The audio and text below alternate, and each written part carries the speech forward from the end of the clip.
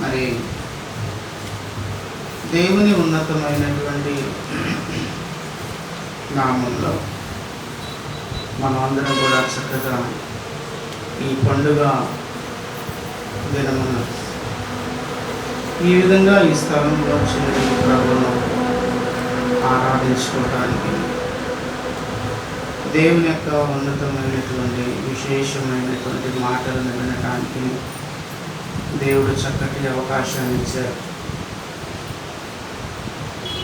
మనం అందరం కూడా కూడుకొనటానికి ఈ సమయంలో ఈ విధంగా కూడుకోవటానికి కారణం ఏంటి అంటే, యేసుక్రీస్తు ప్రభువారు మరణం నుండి పునరుద్ధానుడైనటువంటి ఆ కార్యాన్ని మనం జ్ఞాపకం చేసుకుంటూ ఇక్కడ మనమందరం కూడా చేరి ఉండటం అనేది జరిగింది. కొందరికి ఈ కార్యం ఎలాగా ఉంటుందంటే, ఎలాగా ఆలోచన చేస్తున్నారంటే, ఏదో ఒక పండుగ ఈ రోజున యేసుక్రీస్తు ప్రభువారు పునరుద్ధానుడైనటువంటి ఆ పండుగతోనే వారి యొక్క జీవితం ఈ రోజున పండుగ కనుక పండుగతోనే సరిచేసుకుంటూ ప్రయాణం చేస్తున్నారే తప్ప ఒక ఆత్మీయమైనటువంటి విధానంలో చూడగలిగే ఆ స్థితి అనేది చాలా మందిలో ఈ రోజున లేదు. యేసుక్రీస్తు ప్రభువారిని మనం ఎందుకు జ్ఞాపకం చేసుకుంటున్నామంటే, కొన్ని విషయాలు మనం జాగ్రత్తగా గమనించవలసిన అవసరం ఉంది. అపోస్తుడైనటువంటి పౌలు గారి యొక్క జీవితంలో ఒక విషయాన్ని మనం జ్ఞాపకం చేసుకోవాలి.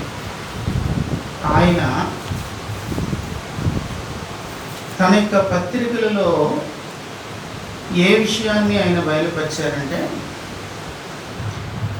మేము సిలువ వేయబడినటువంటి క్రీస్తును ప్రకటిస్తూ ఉన్నాము అంటారు ఆయన కొరింథీయులకు రాసిన పత్రికలో. ఆయన ఎందుకు సిలువ వేయబడిన యేసుక్రీస్తును ప్రకటిస్తున్నారు?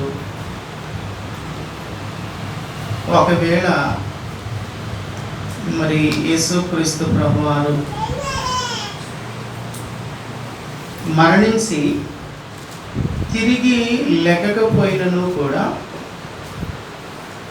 ప్రభు యొక్క శిష్యులు ఒకవేళ ఏమైనా ఆయనకు డబ్బిచ్చి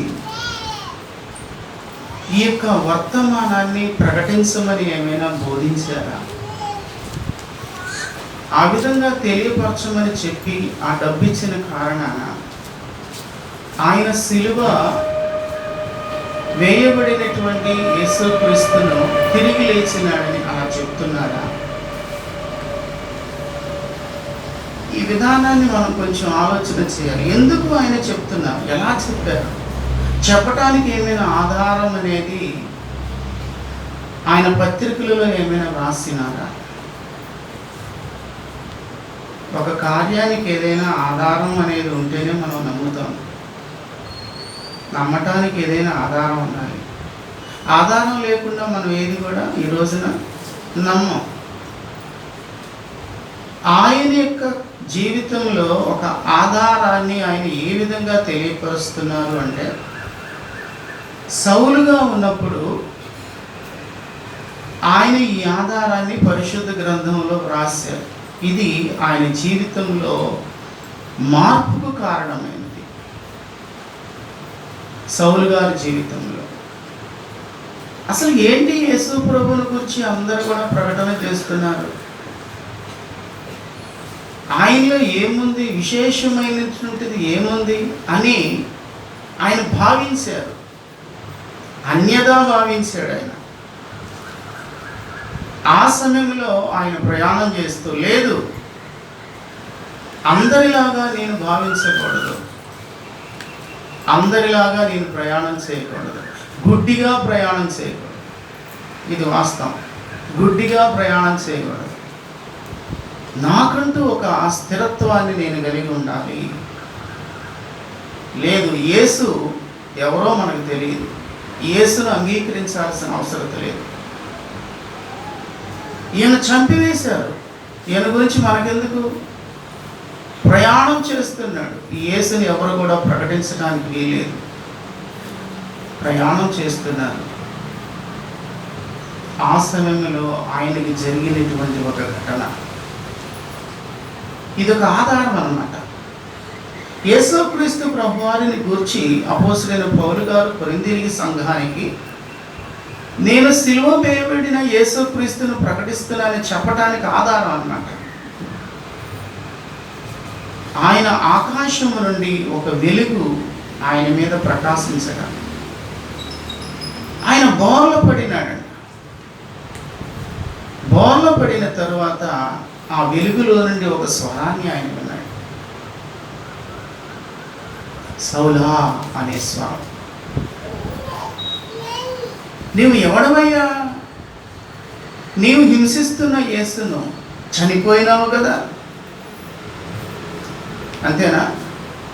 యేసుక్రీస్తు ప్రభువారు చనిపోయిన అదే కదా అనుకుంటున్నది. ఆయన చనిపోయినటువంటి ఈయన ఇప్పుడు నాతో మాట్లాడుతున్నాడండి అంటే వీరు ప్రకటిస్తున్న ప్రకటన వాస్తవమేనా?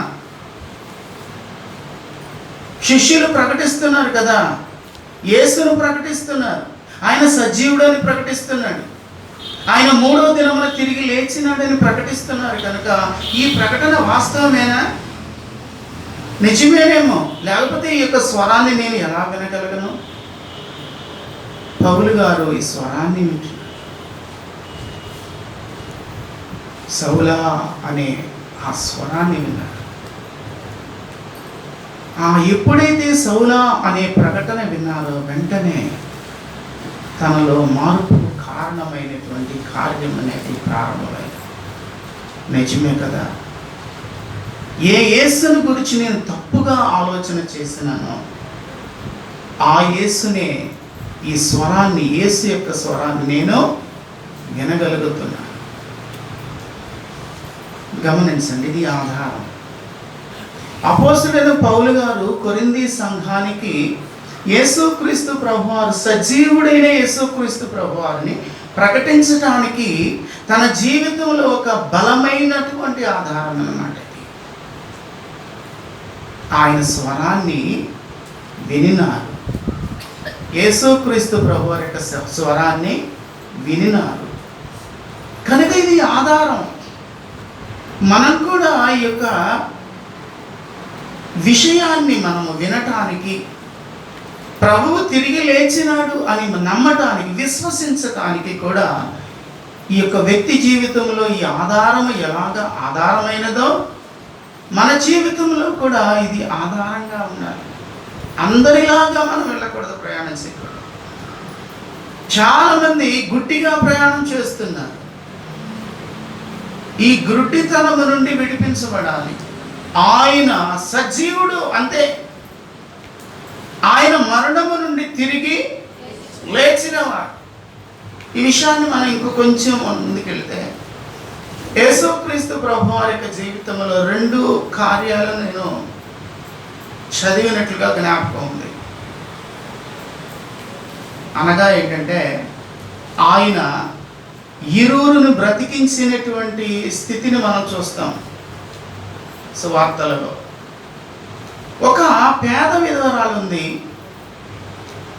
అనగా ఆయన తన యొక్క భర్త చనిపోయినారు, ఈమె విధవరాలు, ఒక్కడే కొడుకు కదా. మనం కూడా మొన్న ఈ సందర్భంలో నేర్చుకున్నాం ఈ మాట.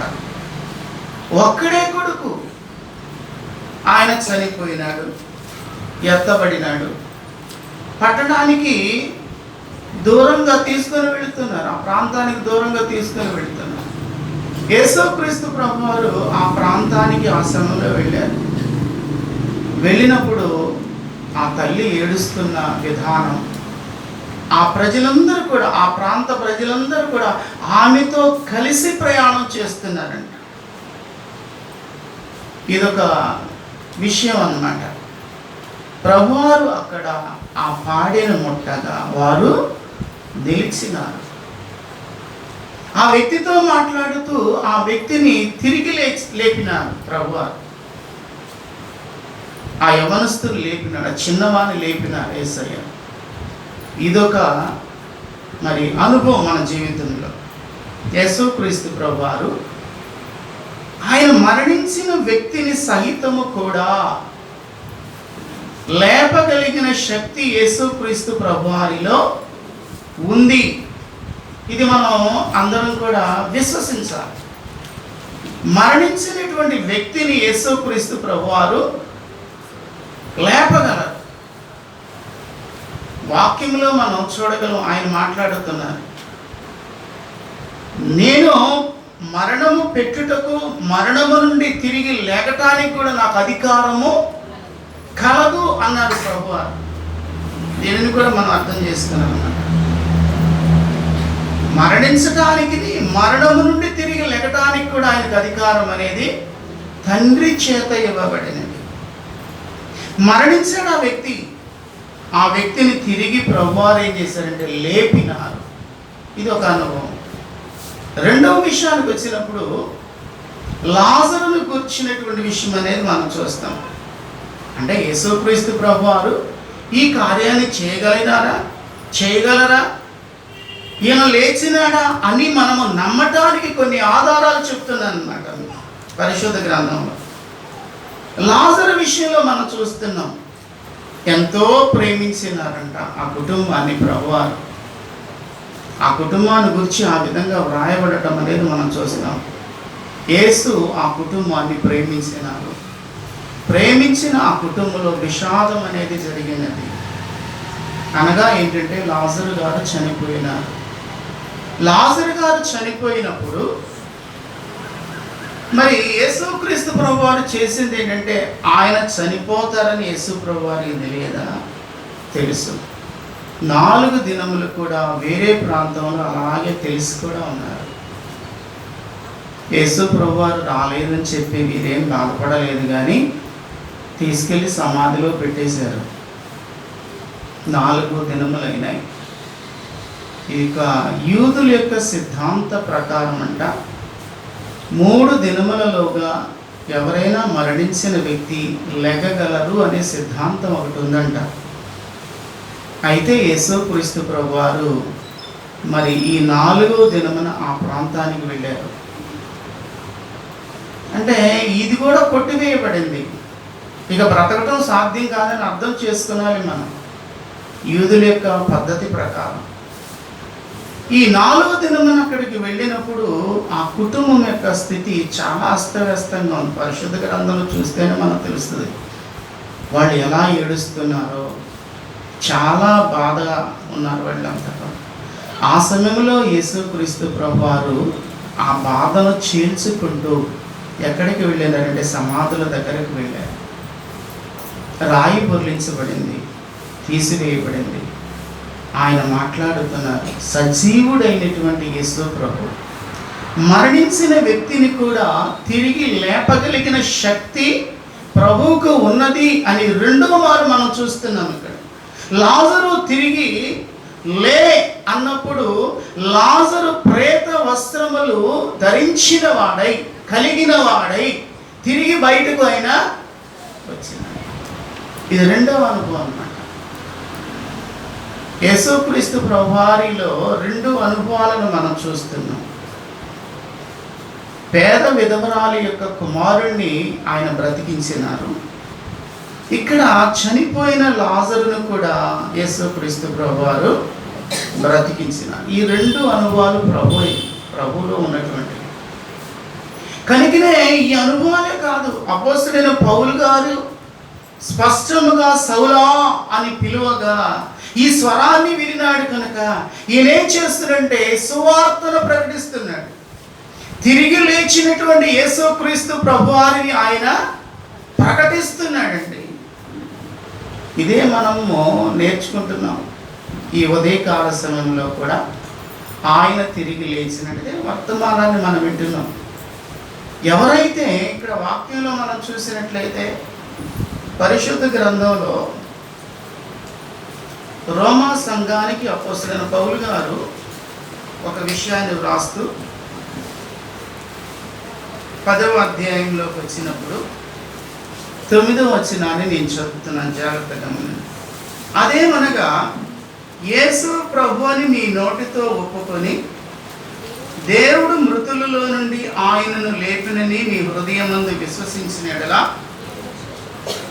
నీవు రక్షించబడదువు అని పరిశుద్ధ గ్రంథం బోధిస్తున్నది. ఒక విషయాన్ని మనం జాగ్రత్తగా గమనించాలన్నమాట. వీరి యొక్క ప్రకటన, యేసు ప్రభు వారు చేసిన కార్యాలు, అపోస్తలుడైన పౌలు గారి యొక్క ప్రకటన మనము వింటున్నాం. ఈ యొక్క పత్రికలలో ఆయన విశేషమైనటువంటివన్నీ కూడా మనకు తెలియపరుస్తున్నారు. దీని నుండి మనం ఏం నేర్చుకోవాలి అంటే, ఈ ఆధారాలను బట్టి మనం ఏం నేర్చుకున్నారంటే, యేసుక్రీస్తు ప్రభువుని నీ నోటితో నీవు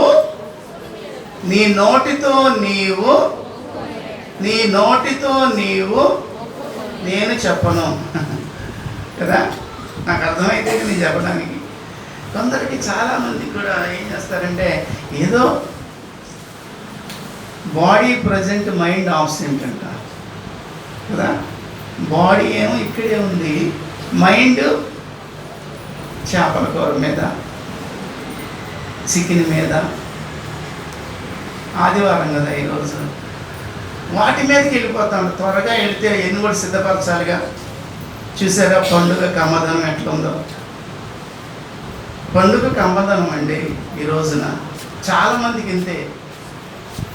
ఈ కమ్మదనం అనేది అనుభవించాల్సిన విధంగా అనుభవించాం, మనం వేరేగా అనుభవిస్తామే తప్ప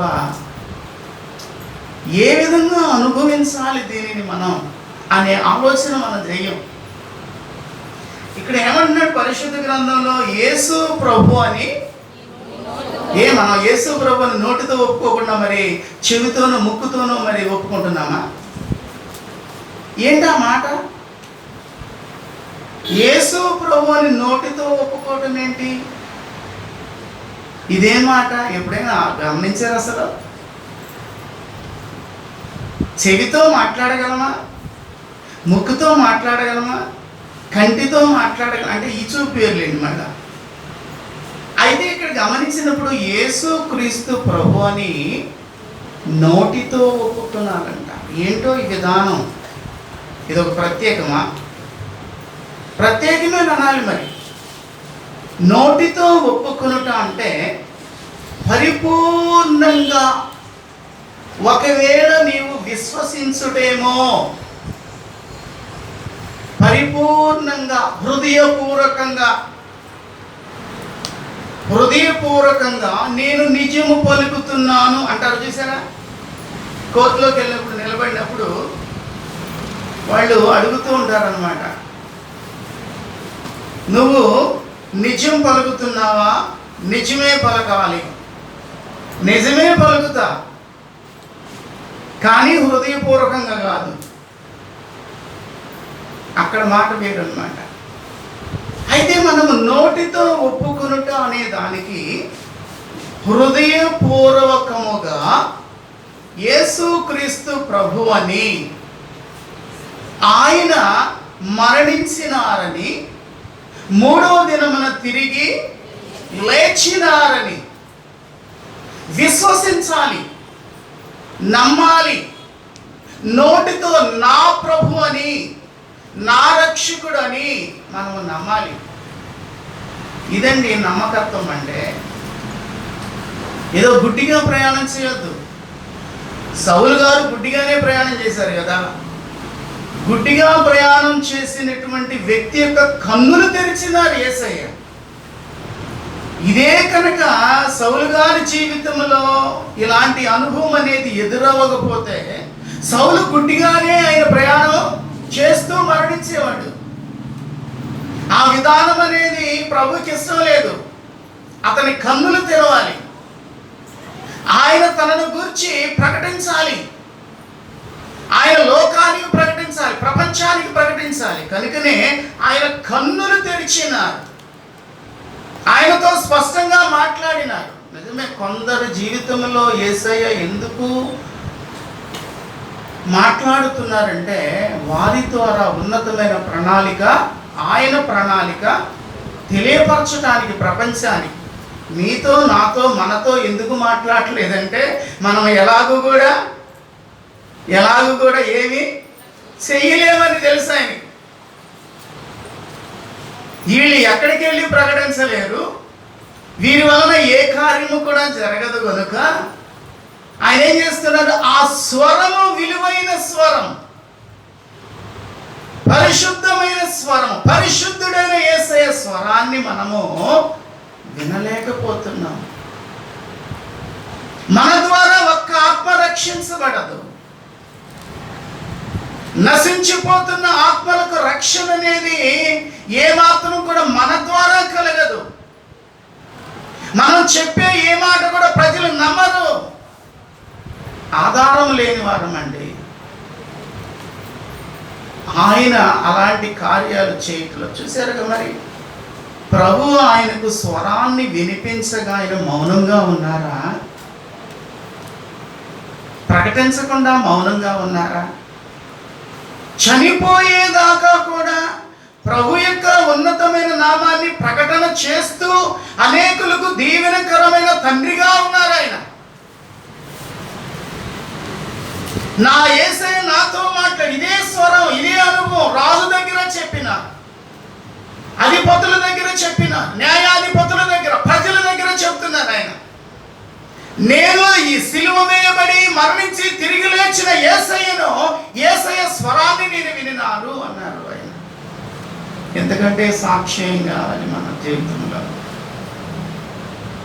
ఆ సాక్ష్యాన్ని బట్టి, ఆ మాటను బట్టి ఈ రోజున సంఘం, క్రైస్తవ సంఘం ఎంత చక్కగా కట్టబడుతున్నది. ఆ సంఘం యొక్క పునాది మీద నేను ఒక రాయిలాగా కట్టబడుతున్నాను.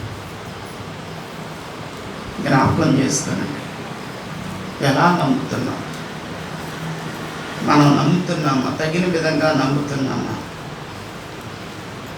కనుక పరిశుద్ధ గ్రంథంలో చాలా విలువైనటువంటి యొక్క ఆధారంతో కూడినటువంటి కార్యాలను మనము చూస్తున్నాం. అనేక సంవత్సరాలు కూడా మనం ఈ పునరుద్ధాన దినమును జ్ఞాపకం చేసుకుంటున్నాం. పుట్టుక, శ్రమ దినము, పునరుద్ధాన దినం. మనకి ఏ పండుగలు అంతకంటే ఏ పండుగలు ఉంటాయి? క్రిస్మస్ పండుగ, అలాగే గుడ్ ఫ్రైడే పండుగ, ఈస్టర్ పండుగ. క్రైస్తవులకి ఏ కదండి పండుగలు. ఈ విధంగా పండుగలతోనే మన జీవితం అంతా కూడా సరి చేసుకుంటూ వెళుతున్నది. తేరి చూడటలేదండి మనం.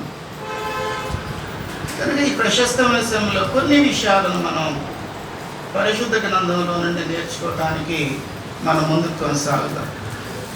యేసుక్రీస్తు ప్రభువారి వలన అనగా ఆయన తిరిగి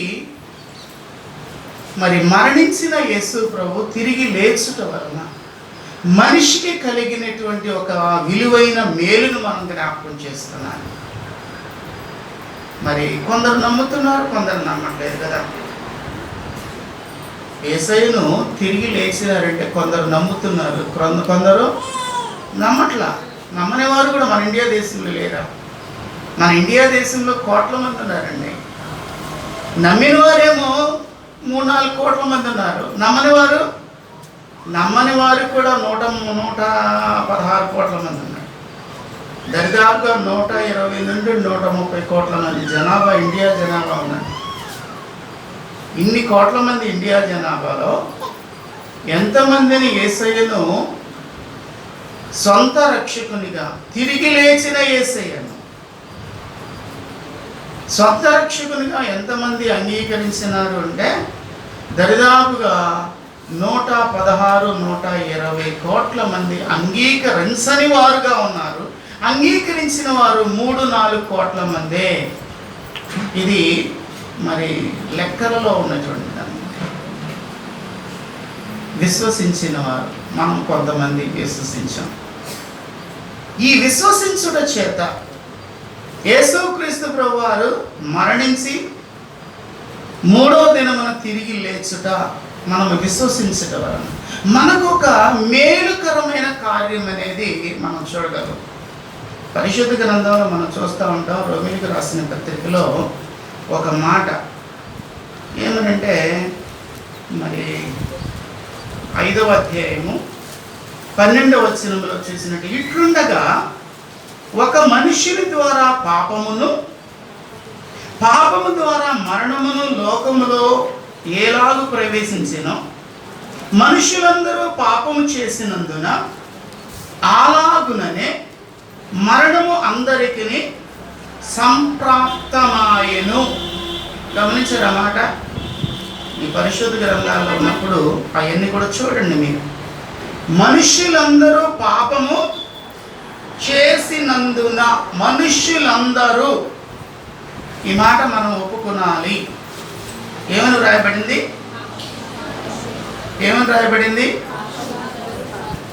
మనుష్యులందరూ. అమ్మా నేనండి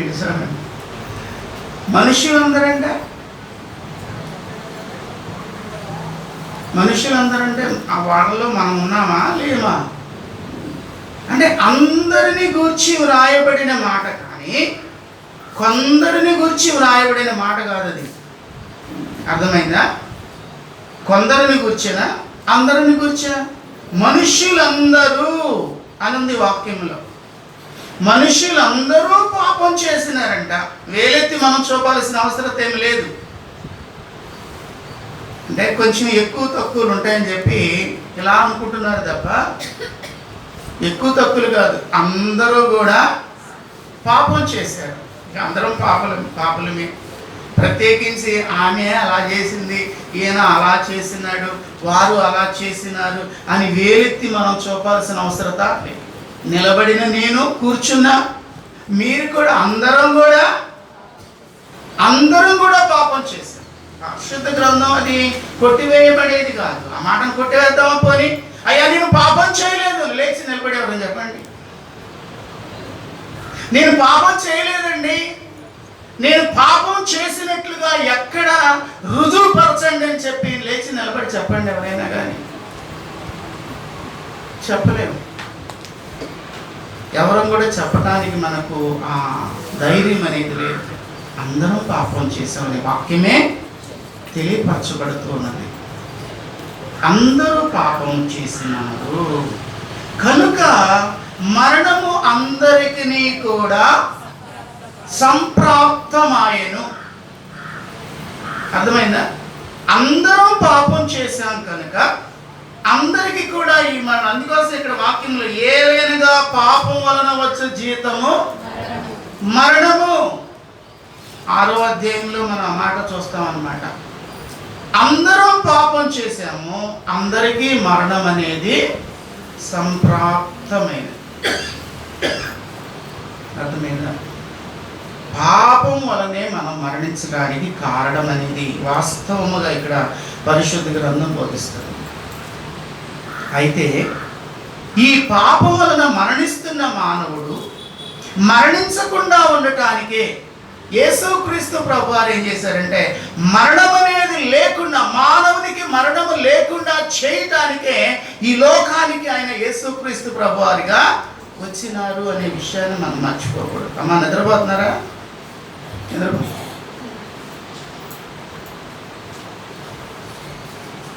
అర్థమైందా?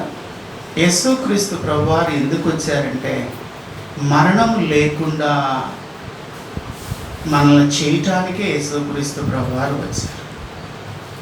ఆయన ఏ విధముగా సజీవుడైనాడో మనం కూడా ఆ విధంగా సజీవులముగా ఉండటానికే ఆయన ఇష్టపడుతున్నాడు. ఇక్కడ చూడండి పరిశుద్ధ గ్రంథంలో 6వ అధ్యాయంలో, రోమిలికి రాసిన పత్రిక 6వ అధ్యాయం 4వ వచనంలో మనం చూసినట్లయితే, కాబట్టి తండ్రి మహిమ వలన క్రీస్తు మృతులలో నుండి ఎలాగూ లేపబడినో అలాగే మనమును నూతన జీవము పొందిన వారమై నడుచుకున్నట్లు మనము బాప్తిస్మము వలన మరణములో పాలు పొందుటకై ఆయనతో కూడా పాతి పెట్టబడితిమి. మరియు ఆయన మరణం యొక్క సాదృశ్యమందు ఆయనతో సంయుక్తమైన ఎడల ఆయన పునరుద్ధానం యొక్క సాదృశ్యమందును ఆయనతో కూడా సంయుక్తమయ్యుందుము. ఏలైనగా మనమికను పాపమునకు దాసులము కాకుండానట్లు, పాప శరీరము నిరర్ధకమగునట్లు మన ప్రాచీన స్వభావము ఆయనతో కూడా సిలువ వేయబడినని ఎరుగుదుము. అది పోయినవాడు, చనిపోయినవాడు పాప విముక్తుడని తీర్పు పొంది ఉన్నాడు. మనము క్రీస్తుతో కూడా చనిపోయిన ఎడల మృతులలో నుండి లేచిన క్రీస్తు ఇకను చనిపోడనియు, మరణమునకు ఇకను ఆయన మీద ప్రభుత్వము లేదనియు ఎరిగి ఆయనతో కూడా జీవించుమని నమ్ముచున్నాము. కొంచెం అర్థం చేసుకుంటే కానీ అర్థం కాదు. ఇందాక చెప్పాగా, బాడీ ప్రజెంట్, మైండ్ ఆబ్సెంట్ అయితే మనకేం కూడా చదివింది అర్థమైంది. మీకు ఏమన్నా అర్థమైందా? అర్థమైందా? అర్థం కాదు. ఇంటికి వెళ్ళి ఇంకోసారి అసలు ఏంటి భాగం, దేని గురించి మాట్లాడింది అసలు వాక్యం అనేది ఒక్కసారి చక్కగా కొంచెం విడమర్చి జాగ్రత్తగా చదివితే అమూల్యమైనటువంటి విషయం అనేది మనకు అర్థం కాదు. మన హృదయం తెరువబడుతుంది. వాక్యం అనేది హృదయంలోకి వెళ్తుంది. అప్పుడు ఒక నూతనత్వాన్ని మనం పొందుతాం. అప్పటిదాకా మనకు అర్థం కాకపోతే నూతనత్వాన్ని పొందలేము. అర్థమైందా? నేను చెప్పాను ఒకసారి సందర్భాన్ని బట్టి. స్త్రీని గురించి నేను చెప్పను, కానీ ఇప్పుడు ఒక ముత్యపు చెప్పను గురించి చెప్తున్నాను. ఆ మొదటి నీటి బిందువు అనేది ఆ జాతిలో, పక్షి జాతి జలచరంలో అది పడినప్పుడు, నీటి బిందువు పడినప్పుడు దాన్ని ఏం చేస్తుంటే తిరిగి మరలా ఆ చిప్పను క్లోజ్ చేసిన తర్వాత కిందకి అడుగు భాగంకి వెళ్ళిపోతుందంట. కొన్ని సంవత్సరాలకు ఒక చర్య జరుగుతుంది. దానిలో జరిగిన తర్వాత దానిలో ఒక చక్కటి ముత్యం అనేది ఏర్పడుతుంది. అదే కనుక ఆ వర్షపు నీటి బిందువు చేర్చుకోకపోతే ఈ మంచి ముత్యం అనేది తయారు కాదు. అర్థమైందా? అది చేర్చుకునటం వలన, అదే నీటి బిందువును తను కలిగి ఉండుట వలన చక్కటి ముత్యంగా ఎలాగా ఇష్టపడతారో ఆ ముత్యపు చెప్పును ఓపెన్ చేస్తారు. లోపలికి వెళ్ళి సముద్ర గజ్జె ఈతగాళ్ళు ఏం చేస్తారంటే లోపలికి వెళ్తారు. లోపలికి వెళ్ళి ఆ ముత్యాలను, ఆ చెప్పలను వేరుకొని వస్తారు. దాన్ని విప్పదీస్తారు, దాన్ని పగలగొడతారు. పగలగొట్టినప్పుడు దానిలో ముత్యం ఉంటుంది. ఇది అసలైనది అన్నమాట. ఈ ముత్యాన్ని మనకు అమ్ముతారు అన్నమాట, తీసుకొచ్చి. విలువైనటువంటి ముత్యం అన్నమాట. ఇది చూసారా ఎలాగా తయారైందో? అది ఆ సాధన చేయాలి. దేవుని వాక్యాన్ని కూడా మనము చాలా జాగ్రత్తగా చదువుతున్నప్పుడు ఎంతో విలువైనటువంటి ఒక తృప్తి అనేది మన జీవితంలో కలుగుతుంది. ఏదో వచ్చాంలే పండగకి, ఏదో వెళ్ళాంలే, దాని వలన మనకేం తృప్తి అనేది కలగదు. నేను చెప్పేది అదనమాట. ఎంత వివరంగా ఎందుకు చెప్పాల్సి వస్తుందంటే, దానిలో ఉన్నటువంటి ఆ యొక్క స్థితి మనం అనుభవించాలి. అది చేర్చుకున్నట వలన మనం ఎంత సంతోషపడుతున్నాం. ఆ ముత్యాన్ని బట్టి సంతోషించని వారు ఎవరు కూడా ఉండరు కదా. అలాగే వాక్యము కూడా మనకు అర్థమైనప్పుడు, విలువైనటువంటి విషయం మన హృదయంలోకి వెళ్ళినప్పుడు దానిని బట్టి మనకు ఒక సంతోషం, సంతృప్తి అనేది. విషయాన్ని చెప్తున్నాడు ఆయన. యేసుక్రీస్తు మానవుని యొక్క విషయంలో ఆయన చెప్తున్నాడు. మానవుడు మరణము నుండి విడిపించబడాలంటాడు. యేసుక్రీస్తు ప్రభువారు ఏ కార్యాన్ని చేశారు, ఎలా చేశారు? తండ్రి మహిమ వలన యేసుక్రీస్తు ప్రభువారు తిరిగి లేపబడిన, సిలువ వేయబడింది యేసుక్రీస్తు ప్రభువారికి. ఈ పాప పురుషుడు సిలువ వేయబడినాడు అంటారు. కనుకనే ఆయన అంటారు,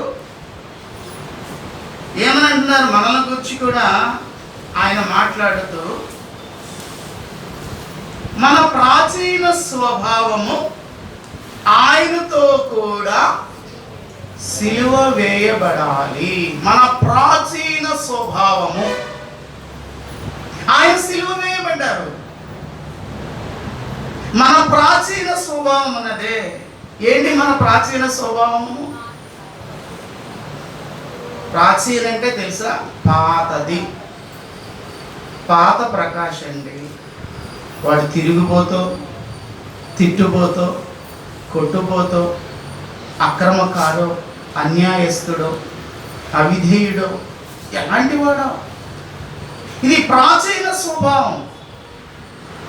ప్రాచీన స్వభావం అంతా కూడా అది మరణంతో కూడినది. ప్రాచీన స్వభావం అంతా కూడా ఏమాత్రం కూడా అతనికి మేలుకరమైనది కాదు. అది నరకానికి ప్రయాణింపచేసేది ప్రాచీన స్వభావము. అందరూ పాపము చేసి, మనుషులందరూ పాపము చేసి అనబడిన మాటను చేశారా? ఈ పాప సంబంధమైనటువంటి ప్రయాణం అన్నమాట, నరకంలోకి వెళ్ళే ప్రాచీన స్వభావం. ఈ స్వభావము, ప్రాచీన స్వభావము ఏం చేయబడాలంట బాబు? ఏం చేయబడాలి? చేయబడదు, సిలువ వేయాలంటయా. మన ప్రాచీన స్వభావం ఉన్నదే ఎవరికి నష్టం చేయాలి, ఎవరికి కష్టాన్ని కలిగించాలి, ఎవరికి దుఃఖాన్ని కలిగించాలి, ఎవరికి ఆస్తిని తోయాలి, ఎవరికి కుటుంబానికి నష్టం కలిగించాలి, ఇది కదా ప్రాచీన స్వభావం. నేను మాత్రమే మేలుకరంగా ఉండాలి, నేను మాత్రమే సంతోషించాలి, అంతేనా? ఒకరికి నష్టం కలిగించి నేను మేలు పొందాలి, ఇది ప్రాచీన స్వభావం. అపవాదిక స్వభావం ఇది కాదు. నేను నష్టపోయినాను, నేను త్రోసివేయబడినాను, వీరందరూ కూడా ఏం చేయబడాలి? ఏ దేవుడు ఈ ప్రజను ప్రేమించినారో ప్రేమించిన ప్రతి కూడా ఏం చేయబడాలి? త్రోసివేయబడాలి, నరకానికి వెళ్ళాలి. నా కొరకు నరకం. మనుషులకి నరకం వద్దా? చూసారా అపవాది యొక్క ఆలోచన? అపవాది యొక్క ఆలోచన ఏమై ఉన్నదో ఈ రోజున మానవుని యొక్క ఆలోచన కూడా అట్టిదిగా ప్రయాణం చేస్తుందంటే అపవాది చేత మనం నడిపించబడుతున్నామని అర్థం చేసుకోవాలి. వాడు పడద్రోయబడినాడు, మనం కూడా ఆ ఉన్నతమైన సన్నిధిలో నుండి పడద్రోయబడినాం. ఏదైనా వనములో నుండి ఆదాము వెళ్ళగొట్టబడటానికి కారణం ఏంటి? ఏదైనా వనంలో నుండి ఆదాము వెళ్ళబడగొట్టడానికి కారణం ఏంటి? అవిధేయత కదా.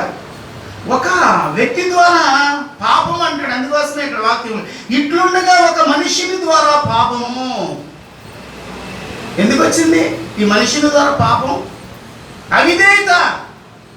అక్కడ చక్కగా ఉండయా అంటే చక్కగా ఉండటానికి ఇష్టపడాల.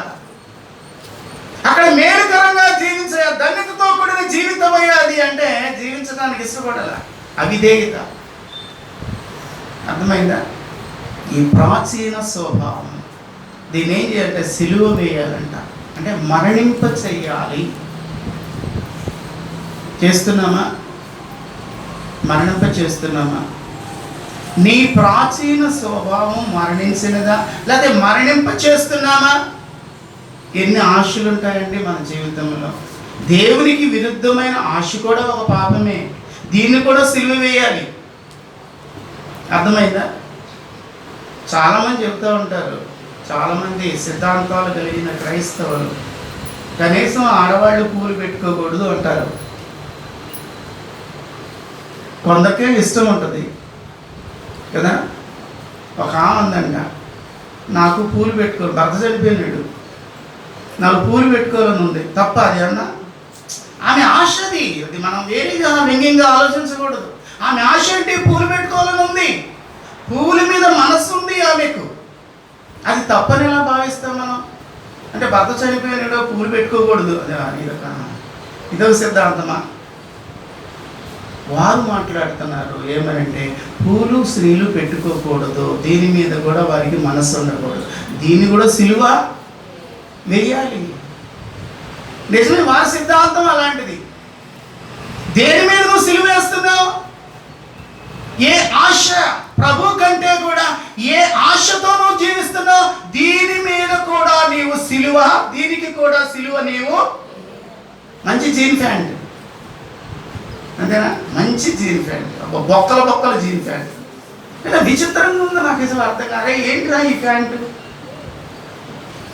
ఒకరిని అడిగా, బాబు ఇది ప్యాంటా, చిరిగిందా, ఇక్కడ దెబ్బలు తగిలిందా నీకేమన్నా? నా కొత్తగా చూశాను నేను. వాడు అట్టాగా ఎదురు వస్తున్నాడు, అప్రెంటిస్ కుర్రాడు. ఆ కుర్రాడు వస్తాను, బాబు ఇట్రా అన్న. బాబు నన్ను గబా వచ్చాడు. ఏంటి సార్ అన్నాడు. ఏంటిరా బొక్కలన్నీ ఏంటిరా, అసలుకి ప్యాంటు నిండా బొక్కలే ఉన్నాయండి, పడ్డావా లేకపోతే చిరిగిందా లేకపోతే ఏంటి అన్నా. కాదండి, ఇది ఒక స్టైలు అన్నాడు. చెంప మీద కొట్టినట్టు అయిపోయింది నాకు. ఏంట్రా స్టైల్, ఏంట్రా అంత చిరుగు బట్టి ప్యాంట్ ఉంటే స్టైల్ అంటావేంట్రా బాబు, ఇది అసలు ఇది మంచిది కాదు బాబు, ఇట్లా వేసుకోవడం. చూశారండి ఎలా వెళ్తుంది ప్రయాణం అసలు? ఇలాంటి వాటికి సిలువ వేయాలి. నీ శరీరాన్ని ఇతరులకు చూపించడం ఏంటండి? ఇతరులు దాని ద్వారా సంతోషిస్తున్నారు. స్త్రీ దేహమైనా పురుషుని దేహమైనా కూడా వీరు చూసి ఇరువురు చూసుకుంటూ దాని వలన ఏం చేస్తున్నారంటే పాపమునకు హేతు అవుతున్నది, మరణాన్ని హేతు అవుతున్నది. దాని వలన అది చంపబడాలి, అది సిలువ వేయబడాలి. నీ శరీరం వలన ఏం చేయబడుతుందంటే ఒక వ్యక్తి మరణానికి లోనవుతున్నాడు, నీవే దానికి కారణం. కనుక ఏం చేయాలి? దాన్ని సిలువ వేయద్దు. మామూలుగా వస్త్రాలు వేసుకోకూడదా? మామూలుగా నువ్వు జీవించడం ఒకరికి వాళ్ళకిలాగా నేను చాలా అందంగా ఉండాలి, చాలా ఇదిగా ఉండాలి అంటే ఎందుకు? ఇది అందం మోసకరము, సౌందర్యము. పరిశుద్ధ గ్రంథంలో నా మాటలు కాదు కలిగి, అందం మోసకరము, సౌందర్యము వ్యర్థమంట పరిశుద్ధ గ్రంథంలో అన్నమాట. కానీ ఏం చేస్తున్నారు? సిలువ వేయటానికి ఇష్టపడుతున్నారు, సిలువ లేకుండా పెట్టడానికి ఇష్టపడుతున్నారు. సిలువ వేయట్లేదండి. దీనికి మన ప్రాచీన స్వభావము సిలువ వేయబడాలి. ఏ పాప పురుషున్నైతే నువ్వు కలిగి ఉన్నావో ఈ పాపమునికి నువ్వేం చేయాలి? సిలువ వేయాలి. ఇది మరణించాలండి, అంతే. నీవు దానిని మరణించకుండా చేసినావు అంటే అది నిన్ను మరణింప చేస్తుంది, మరణానికి లోను చేస్తుంది, నరకానికి తీసుకొని నిన్ను వెళుతున్నది. కనుకనే జాగ్రత్త సమా. నీ ప్రాచీన స్వభావమైనటువంటి దొంగతనం ఉన్నదే, అబద్ధాలున్నాయే, బూతులున్నాయే, తిట్టుబోతు తత్వం అన్నదే, అహంకారంతో కూడిన తత్వం ఉన్నదే, అవిధేయతతో కూడిన తత్వం ఉన్నదే, వ్యభిచారంతో కూడిన తత్వం ఉన్నదే, మోసంతో కూడిన తత్వం ఉన్నది. ప్రాచీన స్వభావము ఏం చేయబడాలంట? సిలువ. అది చంపబడాలి, అది చంపబడాలండి. మొట్టమొదట నీ జీవితంలో నుండి అది తీసివేయబడాలి, లేకపోతే దానికి సిలువ వేయను. నిజమే ప్రభు. ఒక సందర్భంలో కూడా చెప్పినట్టున్నా, ఒక తల్లిగారంట సీతాఫలం తీసుకెళ్ళి గంగలో వెళ్ళిపోయిందంట. సీతాఫలం తీసుకెళ్ళి ఒక్క సీతాఫలం తీసుకెళ్ళి గంగలో కలిపి నేను కొండపల్లి కాయలు కదా తీసుకొని వెళ్ళాను ఒక రోడ్డుతో నా పక్కనే కూర్చోన్నాడు. కొండపల్లి కాయలలో వచ్చినాక తీసుకెళ్తావా అని చెప్పారు. గంగలో కలిపింది మా అమ్మ అన్నాడు. గంగలో కలపడం ఏంటయ్యా మీ అమ్మ అంటే ఆమె ఒక్కతే తింటారంట, కాయలు బాగా తినేదంట. బాగా తినే ఆమె భర్త చనిపోయినాడు బాల్యంలోని, ఈ పిల్లోడు బాల్యంలోనే భర్త చనిపోయాడు. ఒక ఆలోచన చేసింది, నేను ఎక్కువగా ఇది తింటున్నాను కనుక, నా భర్త లేడు కనుక ఈ కాయని కూడా నేను గంగలో కలిపి వేస్తే ఈ కాయ మీద నాకు మనస్సే ఉండకూడదు. ఒక నిర్ణయం తీసుకున్నాను. మా కనులు తెలుగు మాకు వచ్చి ఒక నిర్ణయం తీసుకుంది, ఈ కాయని నేను తినకూడదు, ఈ కాయని నేను గంగలో కలిపినాను కనుక ఈ కాయని నేను తినను. హిందువులకండి, క్రైస్తవులు కాదు. హిందువులు ఏమో గంగలో కలిపారు, క్రైస్తవులు ఎక్కడ కలపాలి? ఈ ప్రాచీన స్వభావం సిలువలో వేయాలండి. దానికి ఈ ప్రాచీన స్వభావం పాప సంబంధమైన నీకు నష్టం కలిగించేది, దీన్ని ఏం చేయాలంటే సిలువలో కొట్టివేయాలి. దానికి ఎంత శ్రమపరిచినా పర్వాలా. యేసయ్యను ఎంత శ్రమపరిచినారు,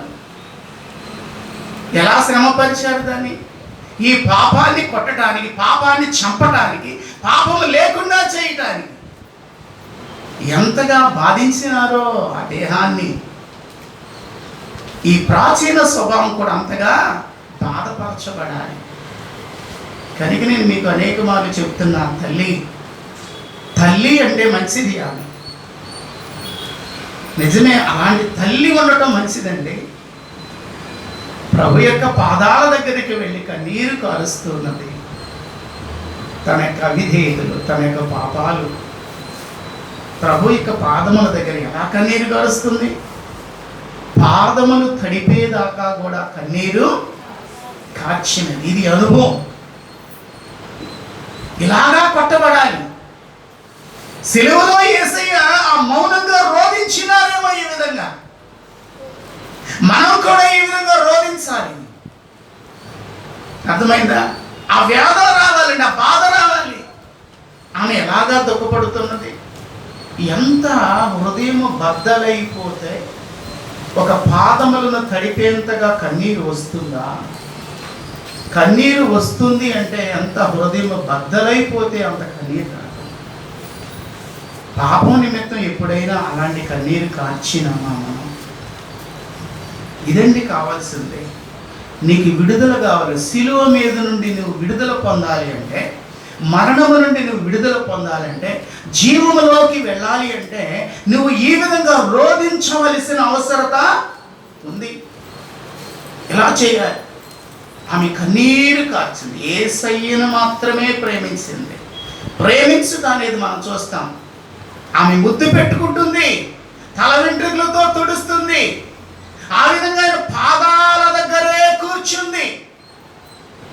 ఉత్తమమైన జీవితము కొరకు కూర్చుందండి ఆమె. దుర్మార్గమైన జీవితము కొరకు కూర్చోలా. దుర్మార్గమైన జీవితాన్ని కలిగిన ఆమె ఉత్తమమైన జీవితము కలిగి ఉండటానికి ఆమె ఇష్టపడింది. తన జీవితం అంతా దుర్మార్గమైన జీవితమే. ప్రభు యొక్క పాదముల దగ్గర చేరి నా జీవితాన్ని ఉత్తమమైన జీవితముగా చేసుకోవాలి అని ఆలోచన చేసింది. రోధించింది. తనలో ఉన్నటువంటి పాపమంతా కూడా వెడలిపోయేదాకా రోధించింది. ఈ అనుభవాన్ని మనం ఎంతమంది పొందినాం ఇక్కడ? మరణములో నుండి జీవంలోకి మనం దాటాలండి. మరణంలోనే ఉండకూడదు. మరణ సంబంధమైన పాపం అనేది మనలోనే ఉండకూడదు. మనలో నుండి అది బయటకు రావాలి. బయటకు రావాలంటే నీలో దుఃఖమేది? దుఃఖపడే స్వభావం ఏది? పశ్చాత్తాపడే స్వభావం ఏది? యేసయ్యను ఆ విధంగా చూసినావే తప్ప సిలువ వేయబడిన యేసయ్యను చూసినవే తప్ప నీవు సిలువ వేయబడుటలా, నీ ప్రాచీన స్వభావం సిలువ వేయబడుటలా. నువ్వు ఎంత చెప్పుగాక. నేను అనుకుంటున్నాను, నేను కొట్టే ఈ సుత్తె దెబ్బ మీకు జాలట్లేదేమో అనుకుంటున్నా. కొందరు కొడతారు కదండి, నల్లరాళ్ళు కొడతారు.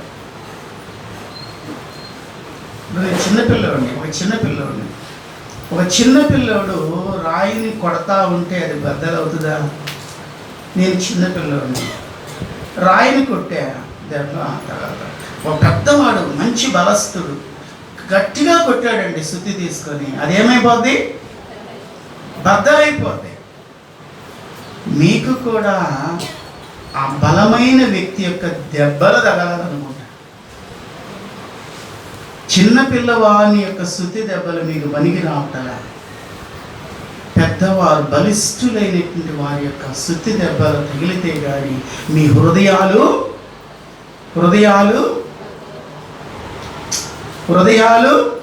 బద్దలు కావు. బద్దలు అవ్వాలండి. కన్నీరు ప్రవాహంలాగా ప్రవహించాలి, అప్పుడే రక్షించబడతావు. నోటితో ఒప్పుకోవటం అంటే ఏంటో తెలుసా?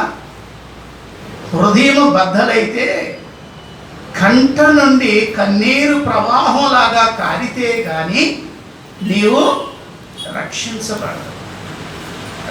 మనం రక్షించబడాలి. కనుకనే యేసయ్యండి ఆ విధముగా చేసినటువంటి కార్యం. యేసయ్య చేసిన కార్యము ద్వారా నీకు నాకు కలిగినటువంటి అమూల్యమైనటువంటి పరిస్థితి ఏంటంటే 2 విషయాలు ఉన్నాయి.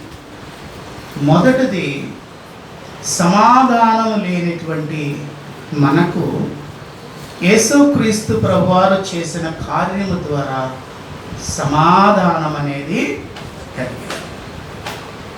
మొదటి కార్యం అన్నమాట. సమాధానం లేదు. ముందు బాగానే ఉన్నాం, ఆదాము గారు బాగానే ఉన్నారు, విధేయత కలిగిన ఆదాము గారే. విధేయత ఎప్పుడైతే కోల్పోయి అవిధేయత ఎప్పుడైతే వచ్చిందో వారిద్దరిలో ఏం కలిగింది? మా వెళ్దాం, ఇంటికి వెళ్దాం, టిఫిన్ చేయాలిగా.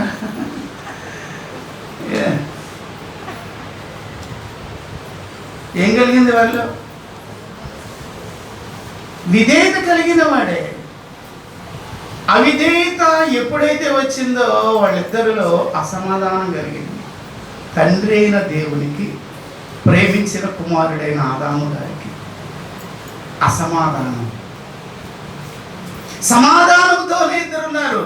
లేకపోతే చల్లబోట వేళ ప్రభు రారుగా. చల్లబోట వేళ ప్రభు రారు. ఆదామా, ఏదో ఎలా ఉన్నావయ్యా, బాగున్నావా, ఏం చేస్తున్నావు, ఏం తిన్నావు, ఇవాళ ఏ పండు తిన్నావు, ఎలా సంతోషంగా ఉన్నావు, నీ యొక్క స్త్రీ ఎలా ఉంది, నిన్ను చక్కగా చూసుకుంటుందా, బాగా ఉన్నారా? ఇలా ఉండాలి ఆదామా, ఇలా క్రమం కలిగి ఉండాలి, ఇలా మూతి కడుక్కోవాలి, ఇలా ముక్కు కడుక్కోవాలి, ఇలా నోరు కడుక్కోవాలి. ఈ విషయాలన్నీ కూడా ప్రభువారు ఆదాము గారికి చెప్పారు. లేకపోతే మనకు తెలుస్తాయి అన్నీ కూడా. మన దేహ భాగాలను ఎలాగా చక్క చేసుకునాలి, మన మనస్సును ఎలా నియంత్రించుకోవాలి, ఇవన్నీ కూడా యేసయ్య చెప్పిందే మానవునికి. చక్కగా చల్లబోట వేళ ఈ విషయాలన్నీ కూడా ప్రభువారు మనకు నేర్పినారు, ఆదాము గారికి నేర్పినారు. ఇలాగ సమాధానంతో కూడి వారు సంతోషాన్ని కలిగి ఉన్నారు. ఎప్పుడైతే అవిధేయత అనేది వారిలో చోటు చేసుకుందో, ప్రభు యొక్క మాట విననటువంటి మనస్సు ఎప్పుడైతే వచ్చిందో ఏమైపోయింది? ఏదైనా వనములో నుండి ఆయన త్రోసివేసి, అంటే సమాధానాన్ని ఆయన కోల్పోయినాడు. అది సమాధానం అనేది దేవునికి మనకు తెగిపోవటానికి కారణం ఇక్కడ అన్నమాట.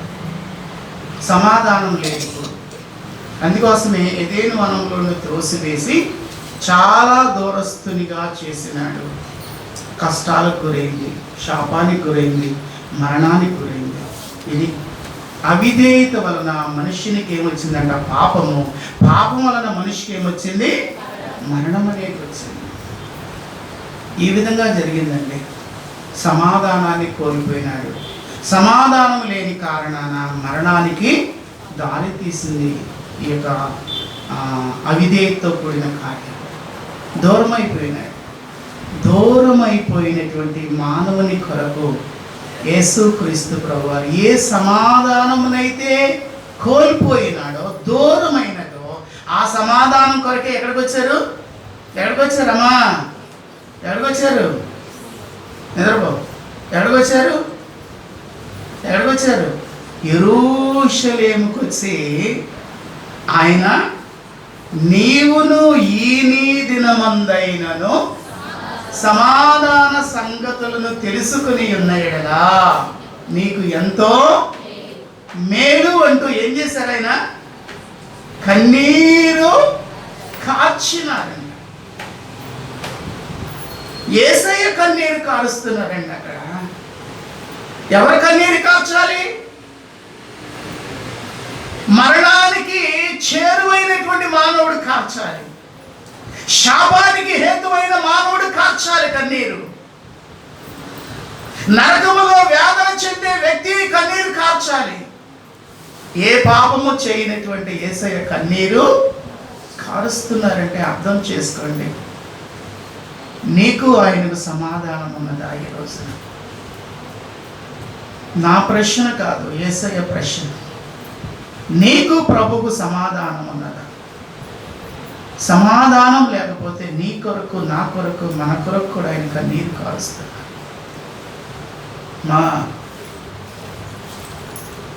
అక్కడికి వచ్చి మాట్లాడుతున్నారు ఆయన, యెరూషలేము ఎందుకు అలా ఉంటుందో?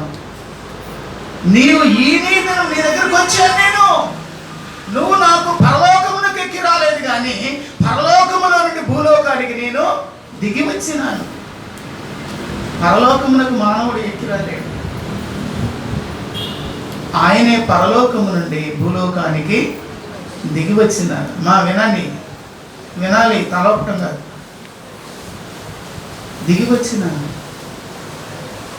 ఆయన మాట్లాడుతున్నారు. యెరూషలేము చూడట్లా, యెరూషలేము ప్రజ ప్రభు చూడ చూసిందా? చూస్తే సమాధానం పడేది. అసలు గ్రహింపే లేదు. ఆ గ్రహింపే ఉన్నట్లయితే యేసయ్యను సిలువ వేయకపోదురు. గ్రహింపు లేదు.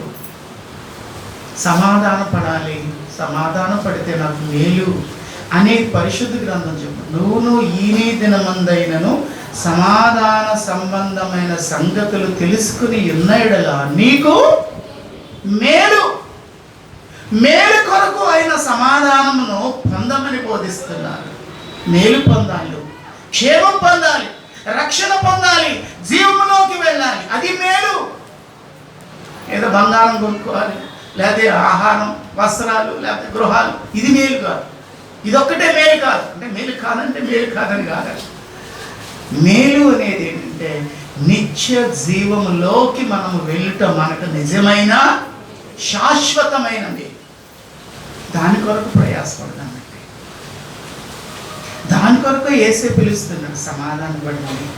సమాధానపడండి, రక్షించబడండి, ఆ నరకము నుండి విడిపించబడండి, ఆ మేలు చేయటానికి, మేలు గురించిన సువార్త ప్రకటించడానికి నేను వచ్చినానని చెప్పి యేసయ్య మాట్లాడుతున్నారు. సమాధానమును పొందటానికి, సమాధానమును అనుగ్రహించటానికి యేసయ్య ఈ లోకానికి కావాల. సమాధానం కావాలంటే యేసు వైపు తిరగాలి. మన కొరకు రక్షణ సిద్ధపరిచిన యేసయ్య వైపు మనం తిరగాలి. ఆయన మనకు అనుగ్రహించిన మేలు ఏంటంటే సమాధానం. ఈ సమాధానం ద్వారా మనకు మేలు అనేది ఉన్నది. ఈ విషయాన్ని గమనించాలి. రెండవది మనం చూస్తే, రెండో విషయము వాక్యంలో ఉన్నటువంటి విషయం నిత్య జీవము అనంది. యోహాను సువార్తలో చూడండి మాట. యోహాను సువార్త 17వ అధ్యాయంలో ఆ మాట వ్రాయబడింది చాలా చక్కగా. యోహాను సువార్త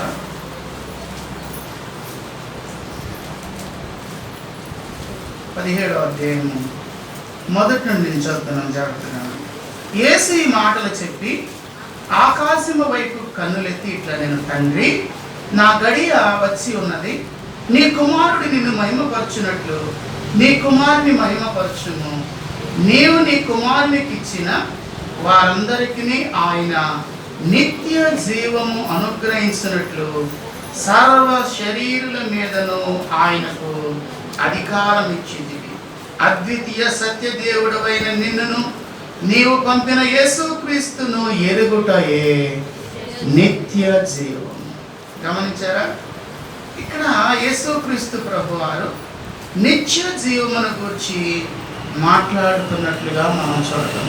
రెండవది ఏంటంటే, ప్రభు ద్వారా ప్రభు చేసినటువంటి ఆ మరణకరమైన స్థితిని బట్టి, ఆయన తిరిగి లేచినటువంటి కార్యాన్ని బట్టి దీనిలో మరొక మేలు మనము చూడగలం. అదేంటంటే, పోగొట్టుకొనినటువంటి నిత్య జీవం కదా. అక్కడ మనం చూస్తాం ఆదాము గారి దగ్గర జీవ వృక్ష ఫలము ఇతనికి దూరపరచబడినది అని ఉంది వాక్యములు కదా. ఆదాము గారికి నిత్య జీవ ఫలములు దూరపరచబడినది. ఎందుకు అనుకుంటున్నారు ఆయన? ఏమని తెలుసా? మనలో వంటి వాడుగా ఉన్నాడు ఆదాము గారు. అయితే ఈ నిత్య జీవ ఫలములు తిన్నట్లయితే ఎప్పుడు కూడా జీవిస్తాడు కనుక ఈ చుట్టూ కూడా ఏం చేయాలి? ఖడ్గ జ్వాలలను నేను ఉంచుతాను. ఏంటిది? తినకూడదా? అవిధేయుడు తినకూడదు, విధేయుడు తినొచ్చండి. ఏం చేశాడు? అవిధేయుడుగా ఉన్నాడు కనుక ఈ నిత్య జీవ ఫలాలను ఈయన తినకూడదు. తిని మనలాంటి వాడవుతాడేమంటే, ఎప్పుడు మనలాంటి వాడంటే ఎప్పుడు జీవిస్తూ ఉంటాడేమో. ఆదాము ఎప్పుడు జీవించకూడదు. ఎందుకు అంటే అవిధేయుడు అయినాడు, పాపి అయినాడు. పాపి అయిన మనిషిని ఎప్పుడు జీవించకూడదు. పాపము లేనివాడే ఎప్పుడు కూడా పాపము లేనివాడు ఎప్పుడూ జీవించాలి. పాపం కలిగిన వాడు జీవించకూడదు. కనుకనే ఖడ్గ జ్వాలలను ఏర్పాటు ప్రకటన కదా.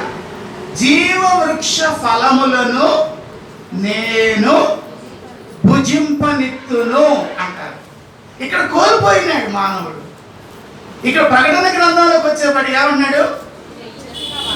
ఆ యొక్క జీవ వృక్ష ఫలములను జయించువాడు, జీవ వృక్ష ఫలములను నేను భుజింప నిత్తును. గమనించండి ఆ మాటలన్నీ కూడా జాగ్రత్తగా. నిత్య జీవాన్ని ఇవ్వటానికి యేసుక్రీస్తు ప్రభువారు మరణించి తిరిగి లేచినారు. ఇదొక మేలు అన్నమాట మానవుడు. కనుకనే ఒక మానవుడు పరిగెత్తుకుంటూ వచ్చాడు, సద్బోధకుడా నిత్య జీవమునకు నేను వారసుని అవ్వాలి. అర్థమైందా? నిత్య జీవమునకు నేను వారసుని అవ్వాలి కనుక నేనేం చేయాలి? ఏం చేస్తే బాగుంటుంది? నువ్వే చెప్పాలి. ఆ ఫలాన్ని నేను భుజించాలి. నిత్యము కూడా నేను జీవించాలయ్యా, నిత్యము జీవించాలి. ఎంత మంచి ఆలోచన నీకుందా అలాంటి ఆలోచన? నిత్యము కూడా నేను జీవించాలి, నిత్యము కూడా ఈ భూలోకంలోనే ఉండాలి. ఇక్కడే ఉన్నామా మా? ఇక్కడేనా?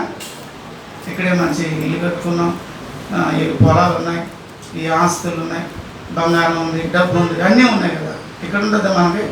లేకపోతే ఎందుకు చచ్చిపోతే బెటర్ అనుకుంటారు చాలామంది కూడా. ఏం లేదనుకుంటా. దరిద్రుడు ఏమనుకుంటాడు? ఎందుకన్నది బ్రతికేం బ్రతుకు.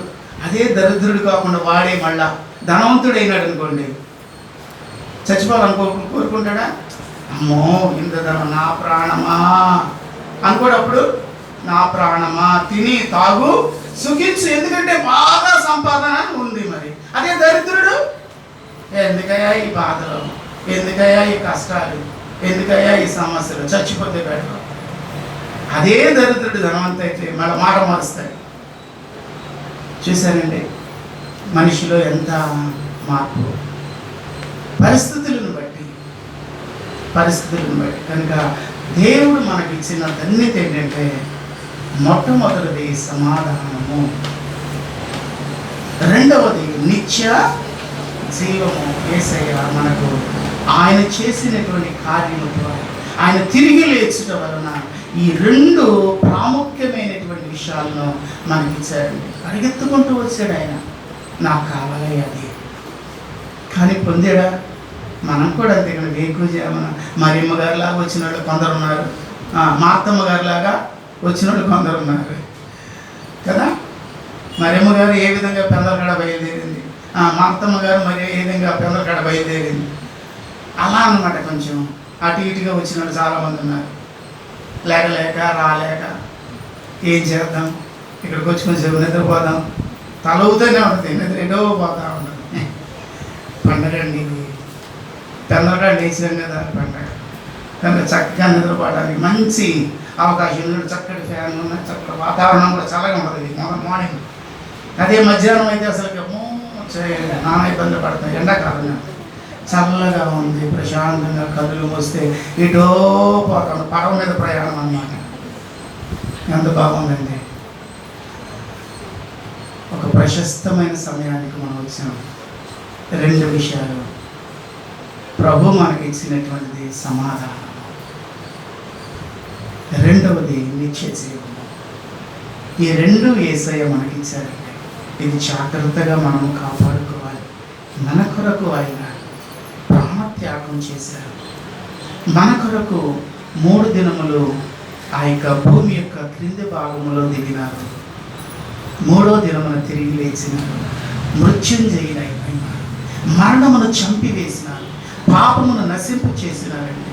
నిత్య నరకమును మనకు దూరపరిచిన, నిత్య జీవాన్ని మన కొరకు అనుగ్రహించిన ఇంత గొప్ప భాగ్యాన్ని యేసుక్రీస్తు ప్రభువారు చేసిన మన కొరకు, ప్రేమించిన మన కొరకు. కనుక దీనిని మనం జాగ్రత్తగా గమనించాలి. దీనిలో ఉన్నటువంటి విశేషమైనటువంటి విషయాన్ని జ్ఞాపకం చేసుకొని ప్రభువులో చక్కగా ఆత్మీయంగా కొనసాగడానికి, ప్రభుతో సమాధాన పడుతూ ప్రభు యొక్క నిత్య జీవంలో మనం కూడా చేరి నిత్య నరకములకు వెళ్లకుండా నిత్య జీవంలోకి వెళ్ళటానికి ఈ పాప సంబంధమైనటువంటి ప్రాచీన స్వభావమైన ఈ పాపాన్ని సిలువకు కొట్టివేసి పాపము లేని వ్యక్తులుగా విడుదల పొంది, మరణము లేని వ్యక్తులముగా, శాపము లేని వ్యక్తులముగా, నాశనం లేని వ్యక్తులముగా నిత్య జీవంలోకి చేరటానికి ప్రభు ఇష్టపడుతున్నారు. అట్టి ధన్యతను ప్రభు సమృద్ధిగా మనకు దయచేస్తున్నారు. అట్టి సమృద్ధిలో మనం కూడా చేరి ప్రభువును స్తుతించు వారంగా ఉండాలని దేవుని వాక్యం బోధిస్తున్నది. దేవుడు తన పరిశుద్ధ మాటలు మన వెనుకలో తీసి ఆశీర్వదించిన కాక ఆమె ప్రార్థన చేస్తాను. దయచేసి ప్రార్థన చేసుకుందామండి. అందరూ కూడా ఈ ప్రశస్తమైన సమయంలో నిద్ర మొత్తం విడిచిపెడదామండి. ప్రభు యొక్క ఉన్నతమైనటువంటి కార్యాలు, ప్రభువు మరణము నుండి తిరిగి లేచినారు. ఎందుకు మీరు ఈ యొక్క సిలువ వేయబడినటువంటి యేసుక్రీస్తుని ఇక్కడ వెలుగుతున్నారంటే ఆయన మరణం నుండి తిరిగి లేచినాడు. మరణములకు ఆయనకు అధికారం లేదు. ఈ పాపములకు అధికారం అనేది ఆయనది. అయ్యో నేనెంత దౌర్భాగ్యుడను. ఇట్టి మరణము నుండి, ఇట్టి మరణం యొక్క స్థితి నుండి ప్రభు తిరిగి నన్ను లేపినారు. ప్రభువా నీకు స్తోత్రాలు అంటాడు అపోస్తలుడైన పౌలు గారు. నేనెంత దౌర్భాగ్యుడనయ్యా. ఇట్టి మరణమునకు లోబడి శరీరము నుండి నన్ను ఎవడు బ్రతికించగలడు? నా యేసయ్య బ్రతికించిన, నా